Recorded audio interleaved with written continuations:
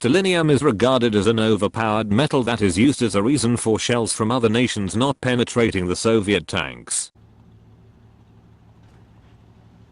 It serves him right. On target. Got him. And for Soviet shells penetrating even through the toughest of armor of other nations. It serves him right.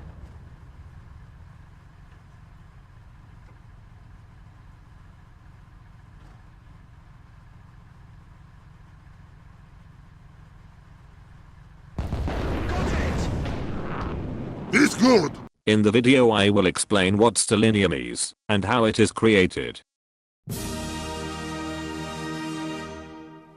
If you play games like War Thunder or even World of Tanks, you may have heard the term Stalinium being used as a way to blame the Soviet Union's superior tank design.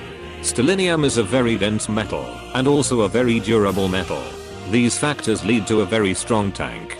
This metal can usually be located as the armor for the T-34s and the Joseph Stalin tank family and even the Kliment Voroshilov tanks along with some other Soviet tanks. Large quantities of the metal can also be located on the PO2. The problem is that Stalinium is quite heavy, so ends up weighing down the plane, and is the cause for the PO2's slow top speed. Oh, it is sad day! But this allows for the PO2 to survive rams from enemy planes.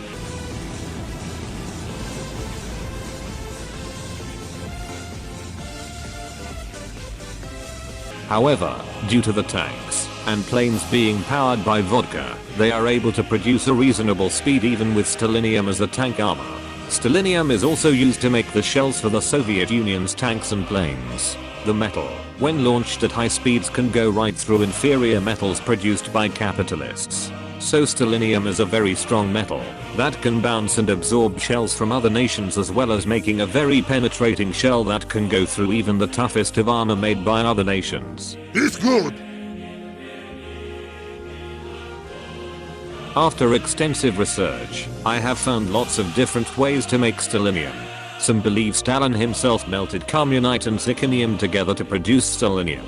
However, this would make it an alloy rather than an element, which is what people believe it is, so this seems unlikely way of creating Stalinium. Another way to obtain Stalinium was extracting it from the blood of Stalin. However, there wouldn't be enough Stalinium for all the tanks and planes, so this is also an unlikely method. Another theory states that it is extracted from the minerals located in the heart of the Ural Mountains. This is a more plausible argument, but I have concluded that no one knows at all. I believe the actual method of producing Stalinium is only obtainable by accessing the secret documents that only the leaders of Russia can access, and the workers producing Stalinium all work in different sectors, so no one knows the full process of creating Stalinium, only a part of it. The Soviet secret police made sure that the workers did not tell each other their part to creating Stalinium. In conclusion, Stalinium is the best metal for tanks and planes to protect them from shells of other nations, and also can be used on the offensive side as well, and can be used as a shell to obliterate other tanks.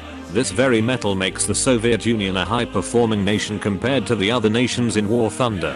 Every time a salty wearable complain in chat and in the forums about Stalinium being OP, this brings a smile to Stalin and causes his mustache to grow a little.